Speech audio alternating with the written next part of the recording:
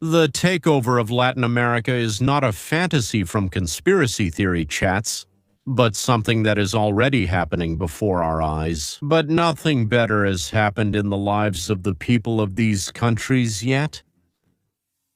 Donald Trump is not just talking about the backyard, he is taking control of it. Yes, with force, money, and military alliances. Today we will break down exactly what the U.S. is doing and why this is called the new Monroe Doctrine. Friends, America declares the entire continent its own backyard. But this time, not just with words, but with tanks, drones, and billions of dollars, Donald Trump has officially revived the Monroe Doctrine and rewritten it in such a way that China is panicking, and it's right to panic. There's a good reason for it. Over the next 20 to 25 minutes, I'll tell you something that neither Fox nor Xi has mentioned yet. But watch until the end, and you'll understand why this could change the lives of your children and grandchildren in America. But I warn you, it gets tougher from here. On my channel, we discuss what's happening in the world and in the U.S. without censorship. If you haven't clicked the bell yet, do it right now. Why? Because we're fighting for the truth among people, many of whom are still feeding on or being fed Kremlin propaganda, maybe even without them realizing where it came from. The YouTube algorithm notices when people hit the bell and immediately shows the video to more people. If less than 20% of viewers or subscribers hit the bell, yes, we'll just be stuck in our own bubble. You have to subscribe first, then hit the bell. You can't do them separately, right? That's why the bell is to the right of the subscribe button. Did you click it? Great, then let's get started. Today we're talking about what Trump is doing in Latin America. This isn't about Iran, it's not about Ukraine, it's about our own backyard. In a few minutes, you'll find out how on March 7th, 2026, 17 presidents gathered at Trump's hotel in Miami and signed a military alliance against drug cartels and against China. And against the leftists. But the most interesting part is yet to come. I'll tell you why Trump didn't offer it to Mexico and Venezuela, and pay attention, one thing he plans to do with Cuba. This will be surprise number one.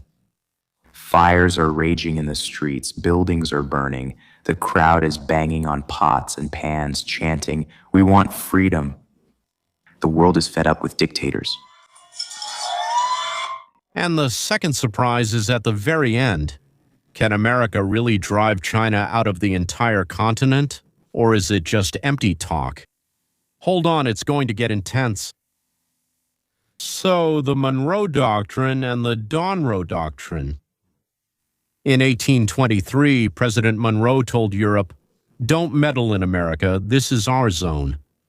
That was a defense. And in December 2025, Trump took this doctrine and said, "And what about us? We will not defend but attack."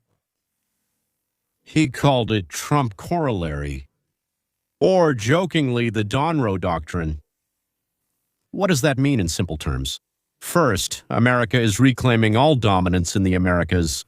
Second, China, Russia, and Iran should not have any ports, military bases, or large sums of money there. Third, if necessary, we will strike with drones, deploy special forces, and apply sanctions.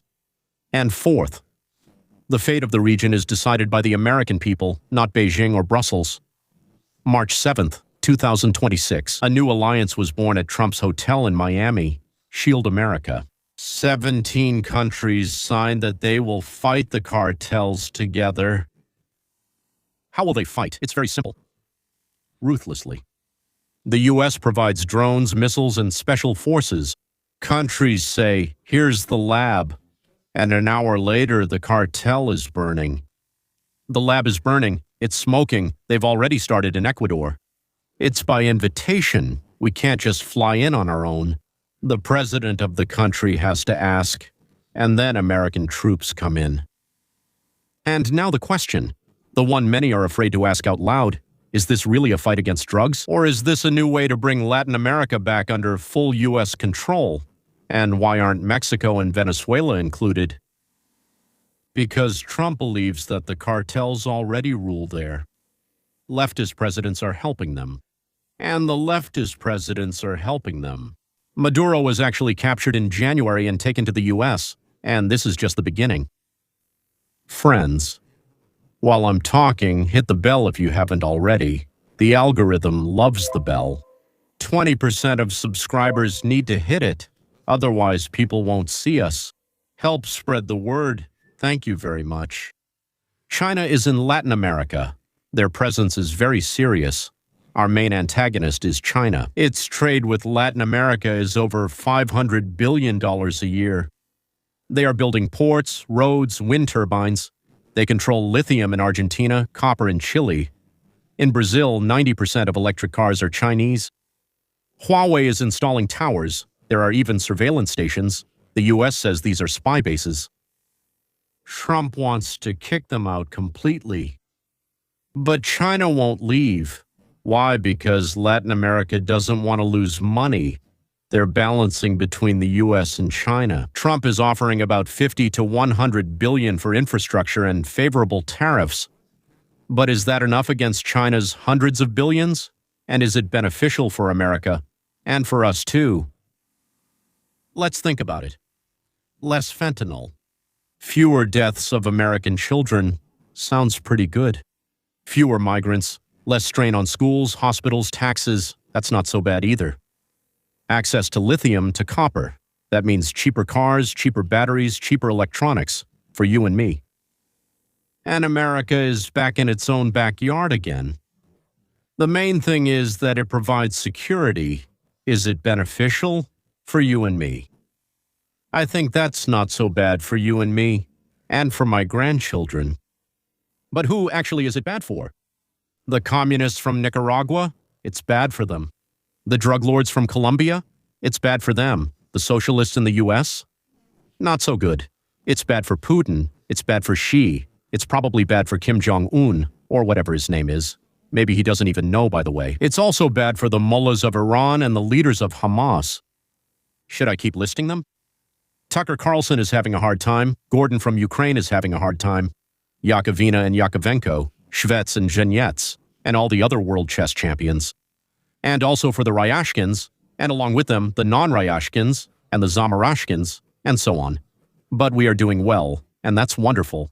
Friends, this was a story about how Trump is redrawing the map of the world right under our noses, right in front of our eyes. Call it whatever you like. It's within arm's reach right here. If you're interested, hit like and leave a comment. Support the channel with a sponsorship. It's only $4 a month. Thank you for watching until the end. We continue to fight for the truth. Goodbye.